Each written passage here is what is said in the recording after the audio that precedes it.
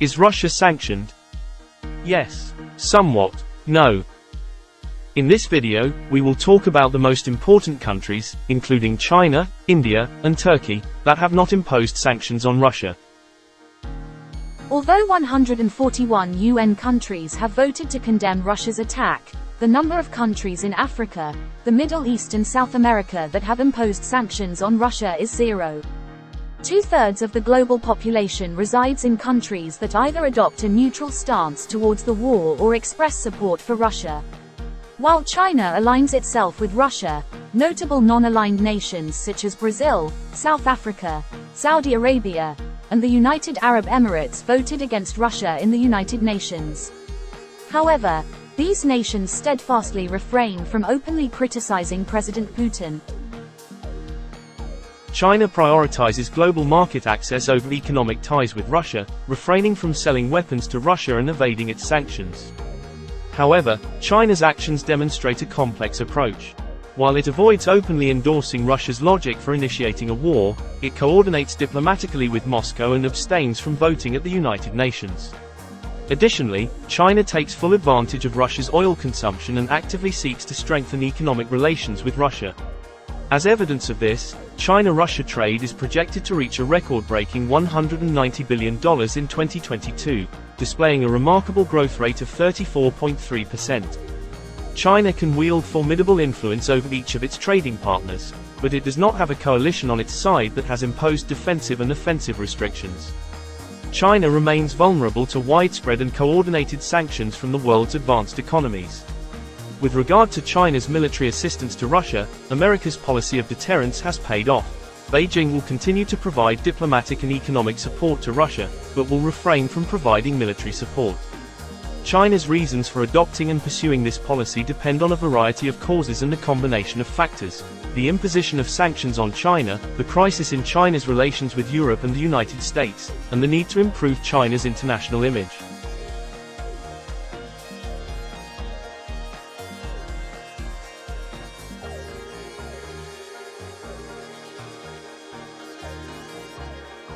Western leaders had hopes that India would align itself with Ukraine against Russia, especially considering its growing participation in the Pacific Quadrilateral Democratic States in recent years. However, India pursued an approach that seemed to favor Russia. Despite Western pressure, India abstained 3 times from UN resolutions condemning Russia's actions in Ukraine at the beginning of the war. India also aimed to maintain its trade flow with Russia, even as the West imposed restrictions on Russia's global market access. In mid-March, India permitted its refineries to purchase Russian oil, disregarding Western efforts to reduce international oil purchases from Russia.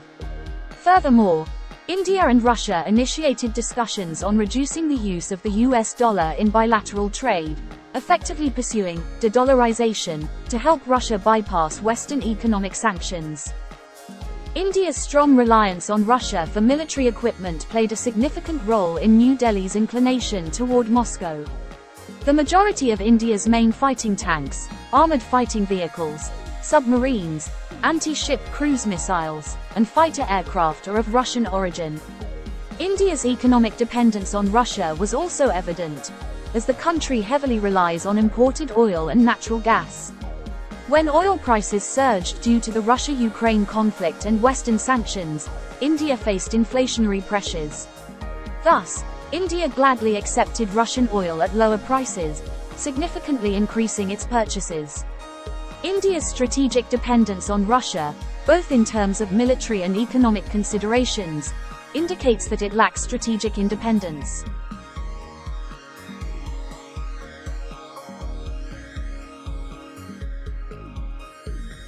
One of India's foremost concerns is its strategic rivalry with China, particularly along the shared Himalayan border.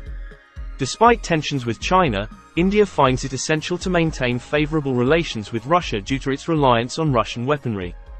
Indian leaders may also see Russia as a potential mediator or a force capable of influencing China's behavior, leveraging Russia's energy resources or deploying troops on the China border. Consequently, India prioritizes maintaining good relations with Russia to safeguard its interests, including those related to China. The Western nations have made efforts to persuade India to abandon its neutrality towards Russia, but India has reservations based on historical experiences.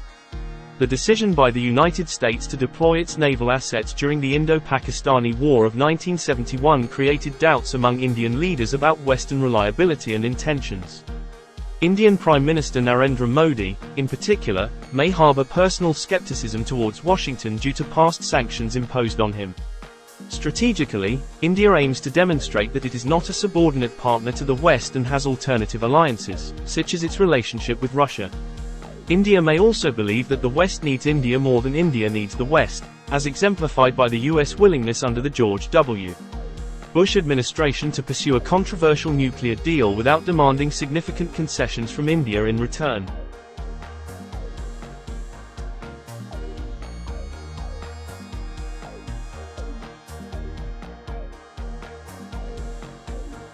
Contrary to expectations, China and particularly India emerged as unexpected winners in the West-Russia energy war. Reports indicate that both countries take advantage of purchasing cheap Russian oil and then refining it, supplying the resulting fuel to Western companies that are restricted from directly buying Russian crude oil and products. Bloomberg has highlighted India's significant role in the energy market during the Ukraine war, suggesting that it will play an even more important role as sanctions are imposed on Russian oil products. According to Kepler Intelligence, India's gasoline and diesel exports to New York reached approximately 89,000 barrels per day last month, the highest level in nearly 4 years. Additionally, India's daily exports of low-sulfur diesel to Europe in January amounted to 172,000 barrels, the highest since October 2021. Therefore, the embargo on European oil products from Russia has been replaced by the transfer of these products from India with the same source.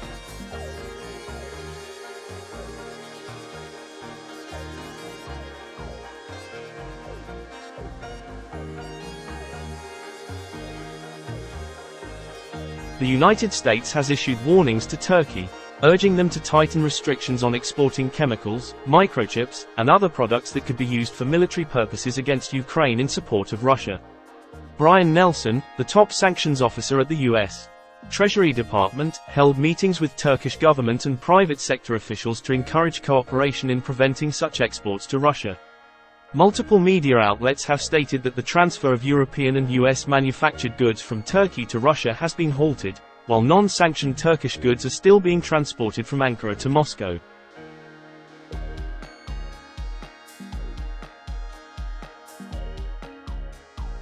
Despite the Western restrictions imposed on Russia following Putin's military invasion of Ukraine, supply channels from Hong Kong, Turkey, and other business centers have remained open.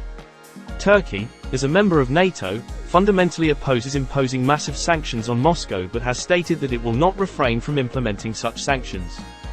In January, Turkey's largest ground service provider, Avis, announced its likely cessation of spare parts, fuel, and other services to US-made Russian aircraft in line with Western sanctions. Additionally, 5 Turkish banks suspended the use of Russia's Mir payment system in September after the US Treasury sanctioned the president of the Payment System Center, warning against any attempts to circumvent sanctions.